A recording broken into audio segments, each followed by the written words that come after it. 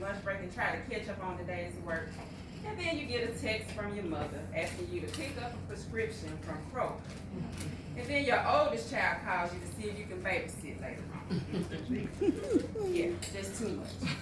The rest of the day goes well until you get home and exhausted, you're hungry, and you notice that the kitchen's still ain't and your husband is waiting on you to cook right after you have went through all this. I did plan it. He forgot that he told you that he was going to bring something home. So now you worked all day, you have to cook and clean the house, which makes you more exhausted. You sit down on the couch to watch TV and fall asleep without having taken a shower. And it takes you 2 hours to fall asleep, and it goes over and over and over. So I'm sure you all have heard the saying that you are what you eat, but the truth is you are what you perceive or what you feel. Through all of what I just read, your body reacted at a cellular level to how your mind perceived all those things that you were faced with. So our bodies are wonderful in the way that they respond to stress. But it can only take so much. Different feelings that you release on a daily basis can release hormones that speed up your heart rate and blood pressure. And this activates certain areas of your brain which makes other things in your body happen. So I don't know, a lot of people when they go to the doctor, they only take care of the physical symptoms that you may have, but there is a physical and mental connection with how your body operates. So all those things have to be in harmony. When people have a lot of stress, a lot of anger, or they suppress their anger or experience depression and anxiety, they are more likely to develop a chronic health issue. So when you go to the doctor and your doctor fails to ask you about things that go on in your life, you know, work, social life, and things that are in your environment, they're missing out on a huge piece of the puzzle to help you with your health. Most of the time, physicians will typically just ask you how you're eating and if you're exercising, if you're taking your medication. And it's more to taking care of yourself than just addressing those 3 things. So, when you feel anything, any emotion, whether it's anger, happiness, or fear, your brain releases chemicals. And these chemicals are like radio waves between cells. One nerve sends a message with the chemical, and another nerve receives it. So whatever is happening in your body and your mind can affect how these messages happen. For example, when people who are depressed, severely depressed, they don't have the full ability to receive all of these signals. So in other words, our nervous system controls our daily experiences and can affect the release and how good these chemicals work in the brain. So we have chemicals in the brain that they're dopamine. I don't know if you heard of these before. Dopamine, serotonin, norepinephrine that affect sleep, appetite, your mood, learning, how you dream, your attention, your focus, motivation, pleasure, euphoria, which means a good feeling, pain, anxiety, mood, memory, thought, anger. So there's a chemical that controls all of those feelings. So how many of you know someone who is always mad or somebody who's always complaining all the time? You don't have to raise your hand. Something's wrong with everybody but they're extremely mad at the world. Those people internalize stress. And they don't, unbeknown to them, they're kind of silently killing themselves. Everybody knows about the Incredible Hulk. When I think of an angry personality, I think of in the Incredible Hulk. So when I talk to my patients about stress, I explain the Incredible Hulk phenomenon. So you know when he gets angry, his body changes, his heart rate speeds up, he gets bigger, his muscles tense up. So when you are faced with a stressor, what happens in your body is that your body secretes cortisol to do all these things. And it puts you in a fight or flight mode.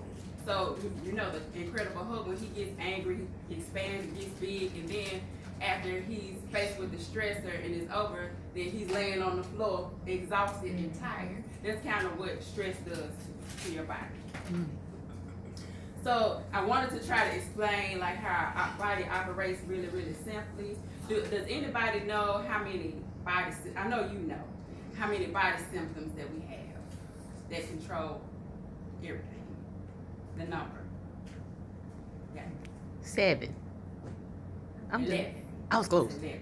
So you were right. So we have circulatory system, the digestive system, the endocrine system, which is the system that controls our hormones, the skin, the immune system, the muscular system, the nervous system, kidney system, we call it renal, reproductive system, your respiratory system, and your skeletal system.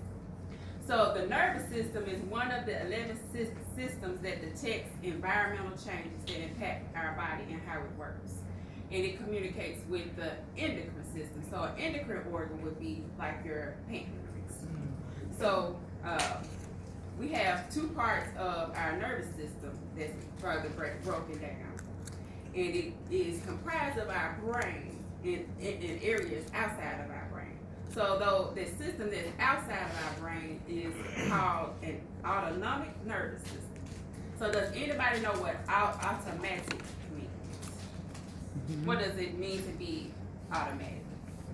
It just, you don't have to think about it, it just happens. Just happens. So that's what the autonomic nervous system works involuntarily. So you don't control it, you have no control over it, so it works on its own in response to stress. So what is stress?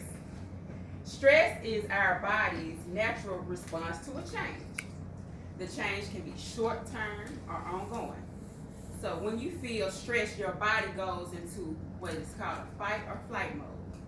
So if a bear or that man that she was talking about walked in here, what do you think everybody would do? Fighter will be, run and try to find somewhere to go, pick up that thing and hit him like it did in the face and beat him up. That's what we would do. So, if you go into a job interview in front of hundreds of people, do you like to, if you have a fear of public speaking, do you feel stressed? If you can't pay a bill, do you feel stressed? Yes. Your boyfriend cheated on you, do you feel stressed? And mad. Be quiet. Do you feel stressed? You go through all those things I talked about earlier. When you go to work, do you feel stressed? Listening to other people's problems, do you feel stressed? Any of those things. So when any kind of stress that you feel, your body responds the same way every time, like it was a bear. It doesn't recognize, oh, this is a bear, so I'm not going to really stress you out. It doesn't know that. So it's going to stress you out the same way any single time. So a bear, you being chased by a bear is the same type of response you would get from being stressed about work or being stressed about your children who may be acting crazy. So when that happens, when your body sends out chemicals to your bloodstream when it's faced with a stressor, and it makes your heart beat fast. So why do you think it makes your heart beat fast? If you're in a dangerous situation, you need blood to pump to all of your organs so you can run. So you have energy to get away and to kill whatever it is that's attacking you. It has to give a good supply of blood to your eyes so you can see, so your pupils dilate. So all those things that your body does is in order to protect you. Remember earlier I said your body is a wonderful thing, and it does everything it can to protect you because it doesn't know what the stressor is. So this happens, and it sends more blood to all areas of your body. Your blood sugar goes up when you're faced with the stress. So why do you think it goes up? Because it's working overtime for your organs. Your body going like it's working in overload for everything to process. And you said It's repetitive, and it needs the energy. If you run and fight or run or whatever, you need the energy available. it needs the energy. So your body just releases it for you. Say like, ooh, she's faced with a stressor, let me release more blood sugar in the bloodstream so she can face whatever the stressor is. But if it's over it and in 5 minutes, then your blood sugar is high for no reason. Mm-hmm. And then the stressor happens again, and it happens again, and you have high blood sugar for no reason. So when your body prepares you to do that, it also shuts down organs. So when people are in a fight or flight mode, your body does not want you to pee on yourself. It does not want you to do number 2 on yourself. So it will shut that organ down. So think about over time, if you continue to go through stress on a daily basis, how that impacts your digestive system, your digestive health. So that's why some people who are faced with a lot of stress have stomach issues, or they have constipation, or IBS. IBS is just a disease that you get when you don't know what in the world is wrong. This person's good. They just diarrhea sometimes and constipation sometimes. But that's from their automatic system doing what it's doing to try to protect. And it also shuts down the reproductive organs because you don't want to be having changes, when you running from something. And it slows your, I told you I was crazy. And it also shuts your immune system down. So immunity is really important to keep you from developing disorders. So that's why autoimmune problems are very, very prevalent with people having faced with a bunch of stressors, or that you can trigger an autoimmune disorder if you have been through a bunch of stress. It just seems like it comes out of nowhere, but it's actually not coming out of nowhere. It's from a build-up of stress over time of going through those stressors day in and day out, and it just further suppresses your immune system. So once the stressor has passed, your body calms down, and your hormones return to normal, but it's just a cascade of going up and down all of the time. So you think about the things that you go through on a daily basis, just in normal life. Just think about people who are traumatized, who are abused, people who have been physically, emotionally abused, sexually abused, or molested, growing up in poverty, children that have to go to school and face people who are bullying them, dealing with the pressures of school, dealing with their teachers, trying to please teachers and everybody around them. It's just a lot. And African Americans were gifted with something that a lot of people weren't gifted with in this country, something called racism and discrimination. And we get a little sexism too. They can over-sexualize women, but I'm saying all that to say those are added on stresses that we have to deal as a general population of people that people don't realize that it impacts us. If you have to turn on the TV, if you just think I have 2 sons. One is 21 years old and the other one is 17. And every day they go out the door, I'm afraid that they're gonna get stopped by the police or something that's gonna happen to them. So if I call and I don't hear from them, then I'm freaking out. So that does something to my body because it's a what? Automatic, it's that automatic nervous system. So it's just the things that you have to deal with on a daily basis. It all kind of comes together. And when I explain stuff to people about stressors, just think of this as you packing all your stress inside of this cup. All those things over time, this is gonna start to what? Spill over. So it's only so much that the body can handle. So that's why chronic stress is it's a cause. I think it's one of the causes for chronic illnesses like high blood pressure and heart disease, obesity, and autoimmune problems. Like diabetes is an autoimmune problem because your pancreas is not, the cells in the pancreas are not functioning the way that they're supposed to be functioning. So it's also an autoimmune issue. Sarcoidosis, multiple sclerosis, those diseases that they don't know what's causing it. One of the culprits is stress. So you see how stress can impact your life over time. We are also with epigenetics. I don't know how many of you all have heard of epigenetics, but this is the study of genes and how your ancestors can pass down mutated or genes that don't function the way that they're supposed to function. So some genes that are supposed to be on are off, and some genes that are off are on, and it is passed down through your family tree. So a lot of stuff that we deal with, we were gifted from it, from our ancestors who were traumatized. So they did some studies in Holocaust survivors, and they found that the descendants of Holocaust survivors had more prevalent incidence of chronic health problems like obesity, heart attacks, and things like that. Indigenous people as well. A lot of people who are indigenous, if they didn't kill them, and the ones that are still alive, a lot of them are alcoholics, and they suffer from severe depression, high suicide rates, and diabetes really, really bad.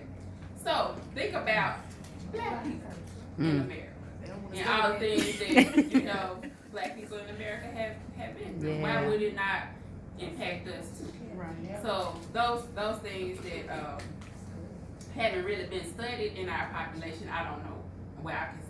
I won't say I don't know why. I do know why. Yeah. But it's a reason why all of a sudden you felt fine and the next day it's like I don't know where this came from. Yeah. It's because it's chronic stress.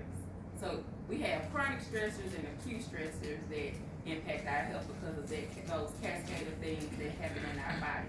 And those 11 systems that I talked about, they all function together. So when you're faced with a stressor, it's gonna affect all of those 11 body systems. So everything has to be in alignment in order for you to have a balanced life. Now I shared this with you all because I was going through, I'm on the tenure track in my job right now, and I went through a bunch of stress, and I was having a bunch of fatigue. I didn't know what was going on, my joints and things that I heard, and I was like, oh Lord, I don't want this to be happening. So I went to the doctor to see what was going on, and luckily nothing was abnormal, but I would go to a functional medicine doctor, and she told me if I continue to deal with experience stress the way I was, that I was going to trigger an autoimmune issue. So immediately I started telling everybody, look, leave me alone. When I'm tired, I go to sleep. I don't let anybody bother me. I meditate every single day. Even if I only do it for 5 minutes, I make it a point to meditate, because meditating is when you use your breath to you can calm that autonomic system down and make the other system kind of take over. So we have and I'm trying not to be too techy with this, but in your nervous system you have one system that takes you up and the other one that takes you down. So you don't want this one to be functioning all the time. And the way to get the one that calms you down to function more, the way you can do that is through meditation, deep breathing. Because that's the first thing we do when we hit this world, when we come out of our mama's womb. First thing you do is breathe. And when you see people when they're stressed out and panicky, people don't take deep breaths. That's true. You have to go deep with it. And that's true. And I think about how we're connected to our mothers. From the umbilical cord is in the stomach. So you want to breathe.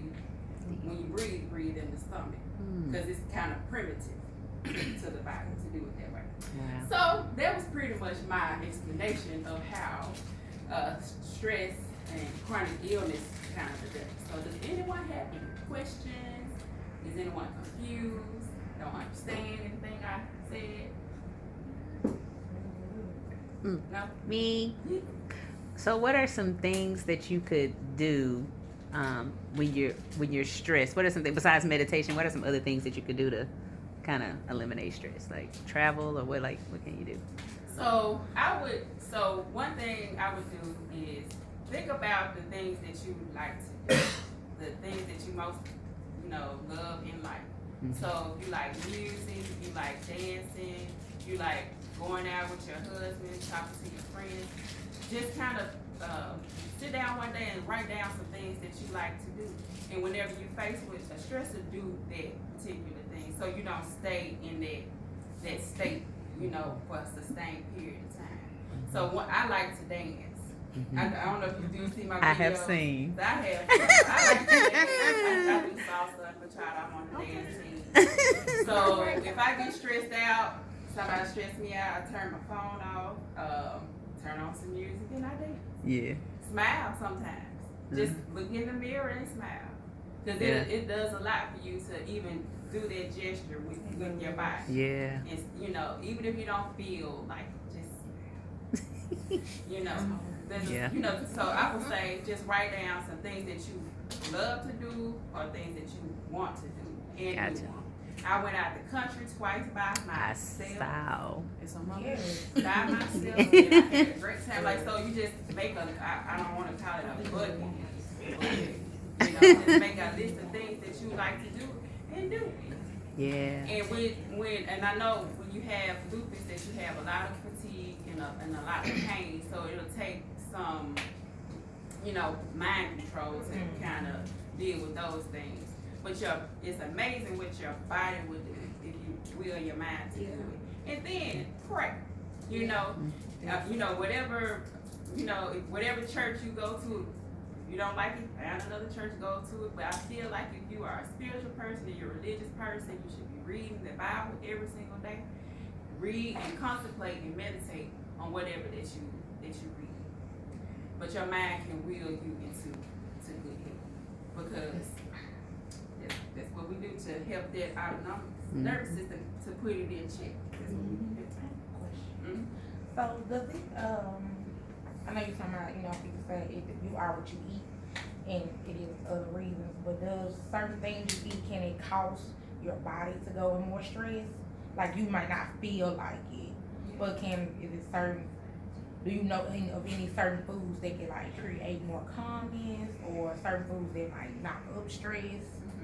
So one thing as far as like activating stress, when you eat, if you're eating something that you're allergic to, then it will make your immune system kick in, and that's a stressful thing for you, for your body to go through, because it's like a foreign object. So if you know you're not supposed to be eating wheat, you know, a lot of people have wheat sensitivity, they eat it, they still eat it, then it can trigger stress in your body that way. Now I feel like processed food, you know, is not recognizable. The body, I feel like the body doesn't know what to do with it. You know, you have three main nutrients: carbohydrates, the macronutrients that you need: carbohydrate, protein, and fat. So you eat those things. It does not say chips. Does not say candy, sugar. Sugar is actually inflammatory. So if you consume a bunch of processed food, inflammatory food, and processed food and a lot of sugar, then you can cause inflammation in your body. So it's kind of boring, boring diet to have, you know, but you think about how God created our bodies, you know, and you want to take care of the body that God gave you the best way that you can. So if you do deal with a chronic illness, I would not recommend eating any processed food, drinking any alcohol. Alcohol is toxic to the liver. I wouldn't drink any added sugar. Any natural sugar is fine. Fruit has a bunch of sugar in it, but you want to eat as healthy and whole as possible.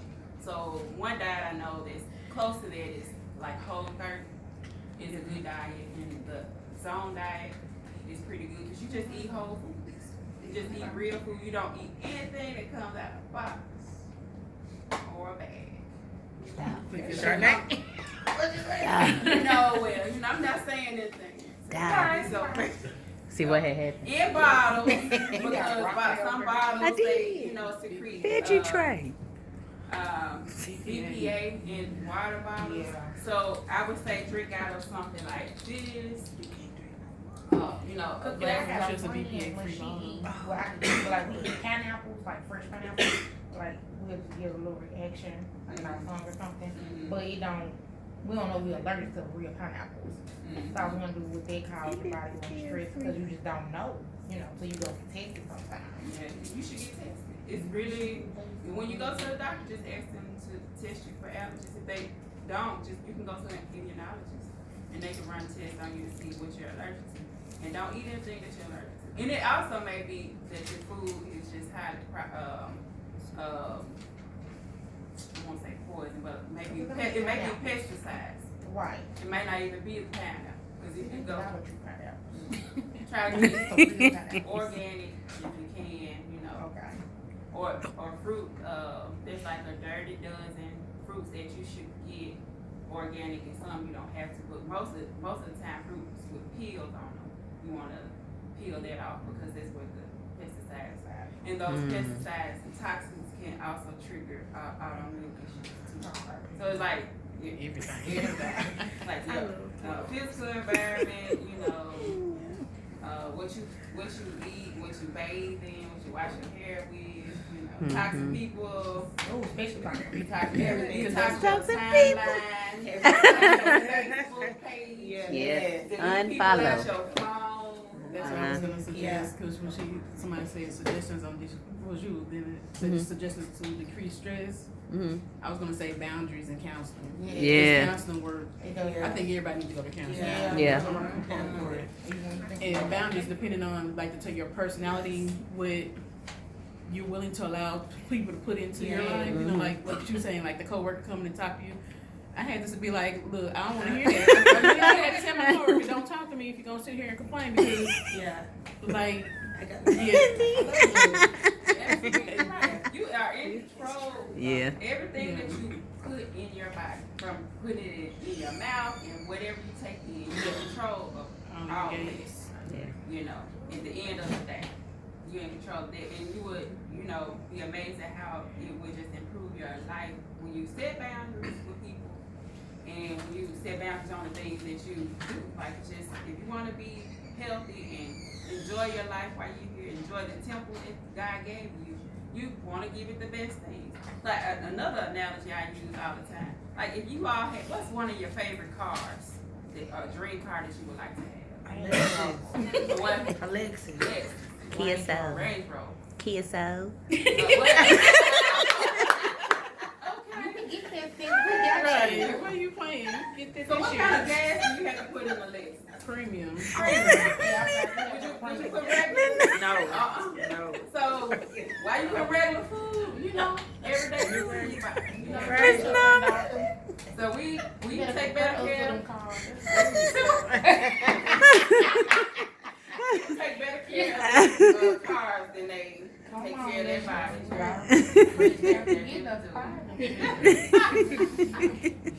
So anyway, y'all gotta do the. Oh, you want to do board. it? I want to do You your wanna balloon. do it? Uh-huh. Okay, so we're gonna.